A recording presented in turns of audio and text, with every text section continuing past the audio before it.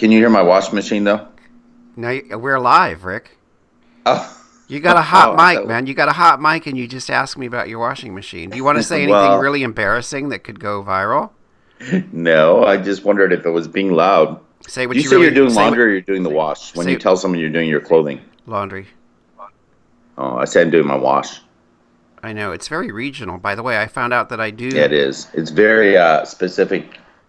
Well, I found out that I Yeah, to write. the region. What's going on, Mark? Welcome, everyone. Welcome, but I was going to tell you that I found out that I write with a little bit of a region because I had a proofreader on my newest mystery, and she pointed out things that I said, well, that's how I say them. And she said, but that's because you're from Indiana. She could pick that up. Yeah, yeah, like when the waitress comes around to give you more coffee, I wrote, "Can I freshen that up?" because that's what we say. That's what I would say. Can I freshen that up? And she said, "No, can I freshen that?" The up. There's no Oh yeah, up. you end with the up. Yeah.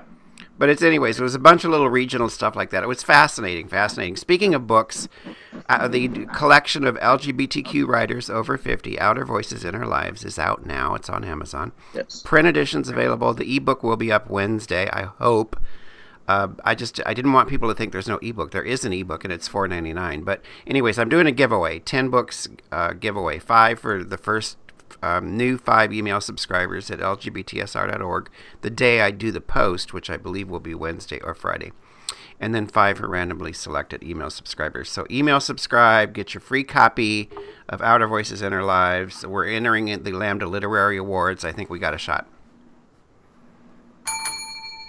Yay, and welcome everyone. Yes, so go ahead and win those books. Lots going on, Mark, in the world around us. Hey, just to follow up, last week we talked about the gay blood thing. You know, they were doing this study and the recommendation, and indeed the Department of Health and Human Services said, yes, gay men should be able to give blood if they're abstinent for a year. Still, it's not, it's kind of like the old don't ask, don't tell, but at least that's going in front of FDA now, which will hear it in a month, and they'll make a decision if gay men can give blood. Still a lot of people upset, though, because if you're in a monogamous relationship, for instance, myself or yourself, we still can't give blood because we're still, I'm guessing you're practicing sex. I don't know. No, but it's kind of weird. It's weird, but it's baby steps. When I posted it, everyone's like, that's still going on? It's like, yeah, that's been going on for 30 years in our country, and the discussion's finally just happening. Crazy. Yes. And then we got SCOTUS, I don't know, 32 states plus. I just read this. It's gay marriage or, same-sex marriage is legal in 32 states plus DC plus parts of Kansas and parts of Missouri. What is that all about? Well, I think it's because some of the counties started issuing marriage licenses, but the state, of course, is fighting it tooth and nail. So it's undecided in a couple of these states. They're waiting for their Supreme Courts or our Supreme Court. It's just a mess. It's a mess, and it needs to be resolved. Yeah, you look at what happened in Kansas. One Supreme Court justice is saying something, and then it was on Tuesday, off on Wednesday, back on Thursday. That's why it's got to be heard. And they say it could be, the ruling, if it comes with the Supreme Court ruling that's going in front of, they should decide in January if they're going to hear it.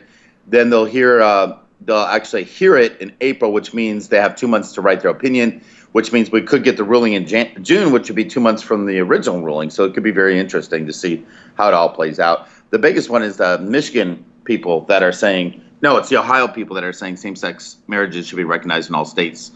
If you were, in other words, if you're married in a same-sex friendly state, you should be recognized in a same-sex unfriendly state. So that's the first time that kind of case is being heard.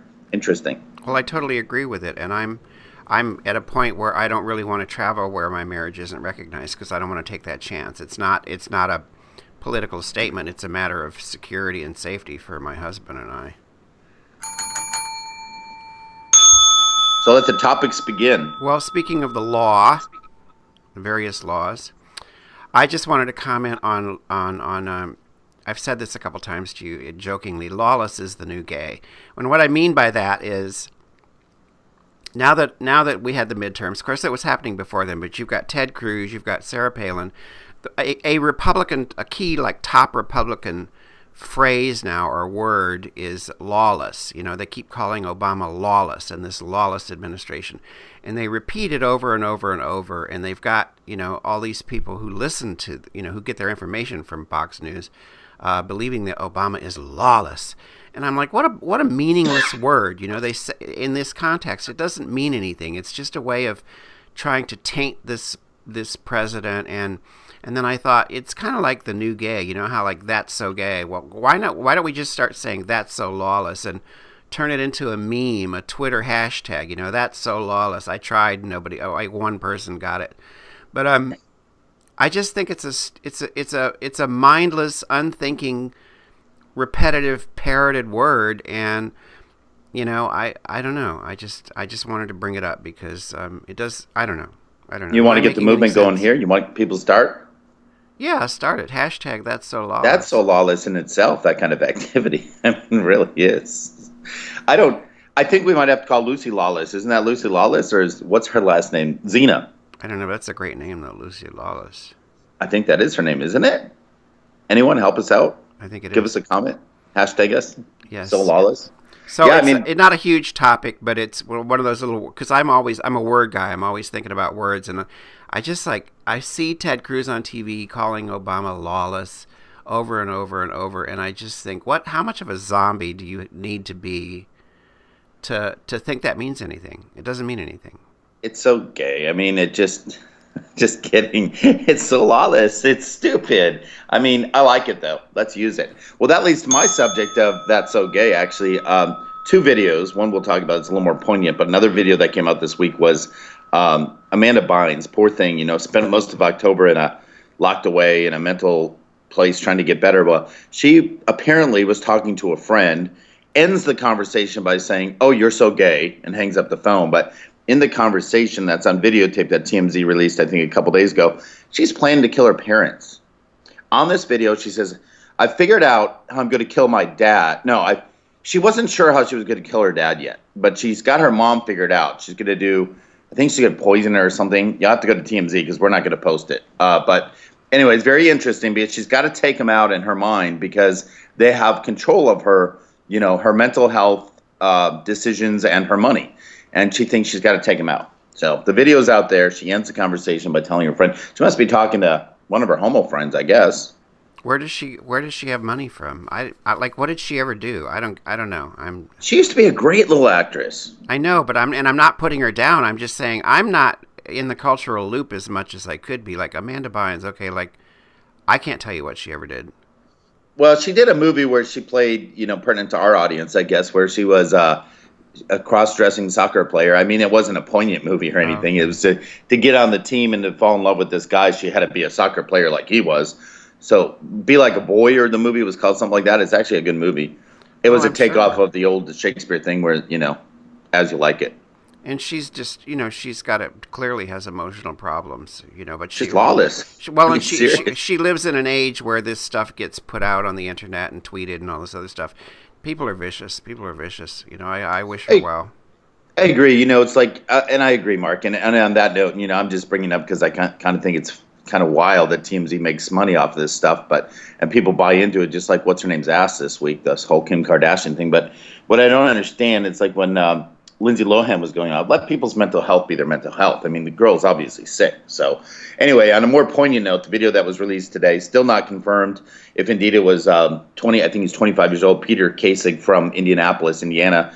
The video out of him being killed by an ISIS leader again. And I guess apparently the video, I'm not going to look at it, obviously, showed a line of people being killed, ending with him. And, one of the ISIS leaders with a bag over his head, or a black cap, in a British voice standing by the head of Peter Kasich, saying that, come on, Obama, send your troops over. We're ready and waiting for you. And it's very poignant. This boy had converted to Islamism to being Islamic when he moved over there. But then there's discussion if they think the guy that did the beheading and that's talking about it is the guy they call Jihad Joe or whatever. But then there's some discussion if he was hurt in that, that bombing the other day. So I don't know what's going on, but it's kind of breaking news right now in a very sad situation. Have you seen anything on it?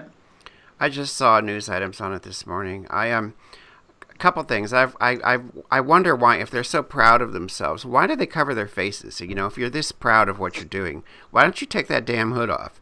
and just let people see you. I mean, really, really put yourself out there if that's what that's what you believe in.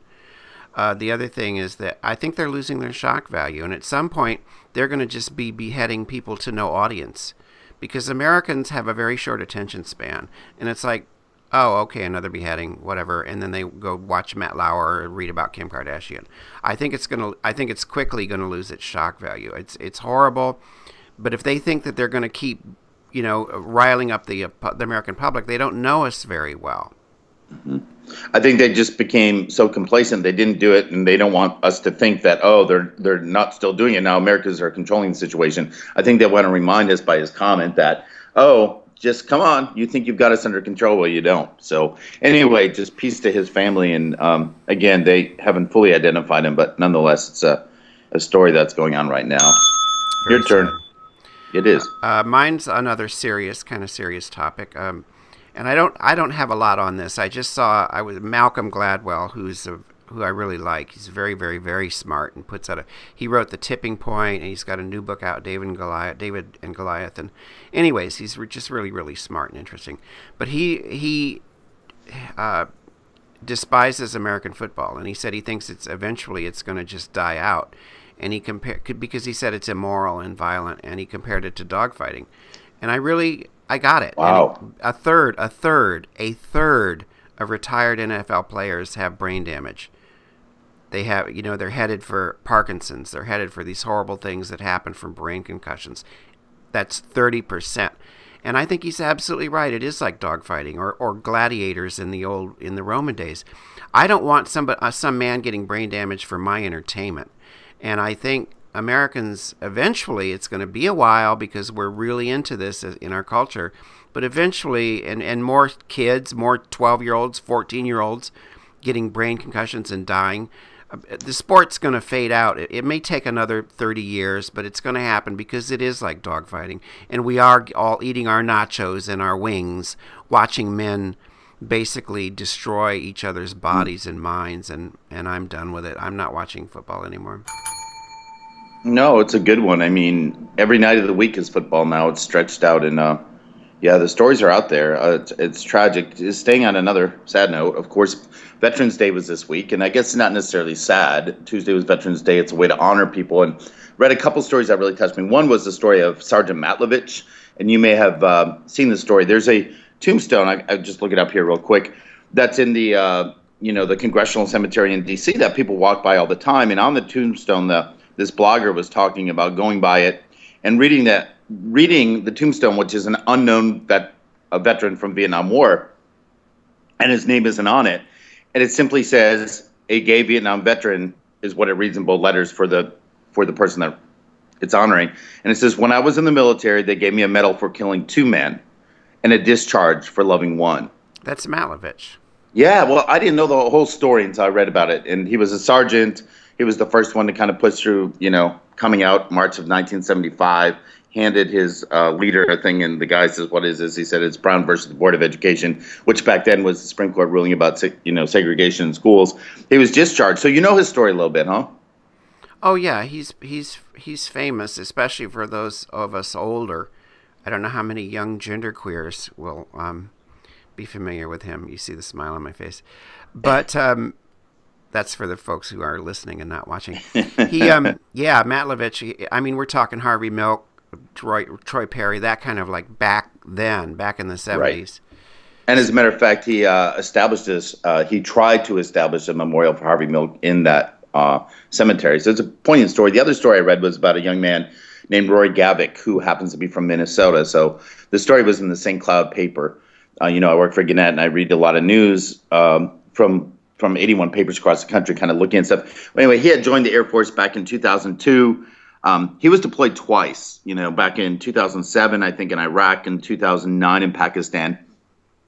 And sadly, 2 years ago, or in 2009, he took his life. He was stationed out in Utah, and I called to talk to his mother. Well, conversation never, produced anything good. He said, I'm going through a lot of stuff. She said, talk to me, hung up the phone, and it was in 2009, this week, that he actually took his life. When the story goes, a year ago today, the stories on USA Today site actually was picked up. It's a very moving story in that a year ago today, his mother took her life, and she had flown out to Utah and picked up his belongings, including the gun that he had killed himself with.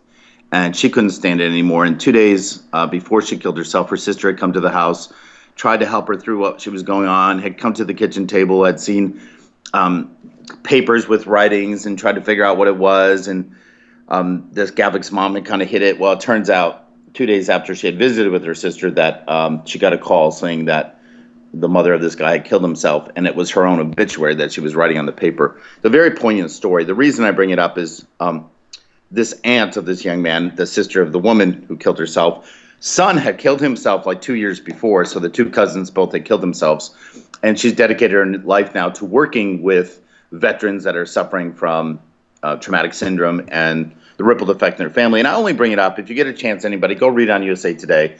I think sometimes we don't talk about these things. We want to post things about the American flag and Happy Veterans Day and thank you all, thank you all, thank you all. But when you go deeper, there's still a chronic issue. And I don't know, the story touched my heart. Probably one of the saddest stories I've ever read. So anyway, Okay. just paying tribute to all those that have gone before us. Well, thank you. I will check that out. I don't really. Do you have another topic? I'm done, but I want to close with something. Well, I want to close it with something happy. I mean, it's been kind of a sad show. Well, no, I know, but I was going to say, and I don't want to babble on about my personal life, but Murder at Pride Lodge, my Kyle Callahan mysteries. I'm going to start with the first audiobook, Murder at Pride Lodge. There's 2 more mysteries, or 3 more, but anyways, I'm doing an audiobook of it. And what I love about the world we're living in is that you can pursue these things if you want to. And I believe in doing what you want to do. I don't feel like I have to, I'm 56. I don't have time to go to the new school and take a course at this annex, learning annex, all this other shit. I found out that I could do an audiobook myself, but not recording it, of course, using a service and that Amazon owns, all this other stuff. But anyways, just do what you want to do. Do what you want to do. Someday I'm going to get paid, I hope. Someday I'm going to make a living at these things. But I'm very excited. It's like another adventure. I love these creative adventures. I can't stop myself from it. I wake up at I was going to take a month off from writing, and I got up the other day at 5:30, and I said, "What else am I going to do at 5:30 in the morning? I have to write." You can post to Facebook, and where's that go? Well, no, I get some support on there. I think I'm proud of you, and I know you drive yourself crazy sometimes, Mark. You do. You let your own inner voice but ultimately you make the right decision. You go forward and you make choices and you do things that you should be doing, and I think it's great. I do. When you said do your own thing, I got to just on a quick segue. Pizza Hut changed their menu this week. It's a do-it-yourself thing. You go into Pizza Hut now, and gone are the days of the pepperoni pizza or half sausage, half onion pizza. You know what it is now? You pick your own crust. You pick your own drizzle. Every pizza has a drizzle, whether it's sriracha, honey sauce, or balsamic or barbecue. The crust can be like a pretzel crust, whatever. But they were saying that sometimes people just want to pick up the fucking phone and order a damn pizza. So they narrowed it down to a couple that they put together, like the cockadoodle bacon pizza, the giddy up barbecue chicken pizza, the buffalo state of mind, the pretzel piggy, the hot and twisted. This is Pizza Hut, an American icon. I want a fucking sausage pizza. I want a vegetable pizza. So complicated. Just saying. Support your local pizzeria. I bet you they still and then Pepsi's coming out with the Dorito flavored adrenal flavored? Yeah. Dorito flavored Mountain Dew. It's being tested. Oh. I'm skipping that one. Yeah, you could drink it with your giddy up piggy pizza with balsamic drizzle on your salted pretzel crust. So listen, it's winter, it's coming, we got some snow. I can see out the window we got some snow out there. And you were in a bunch of snow. So everybody, it's that change of season, get into it. I have SAD. It's seasonal affective disorder. I think that's part of it. Oh yeah, it's dark really early, it's cold, but you got to rise above. Yeah, so brace up yourselves, guys, and it's rainy here. Rainy. A little colder, we'd have snow too. My mom's got about 18 inches of snow, so things are brighter where we are, I guess. Well, you have a good day, and we'll be back next week with another side dish. All right. Thanks for listening in, guys. Take care.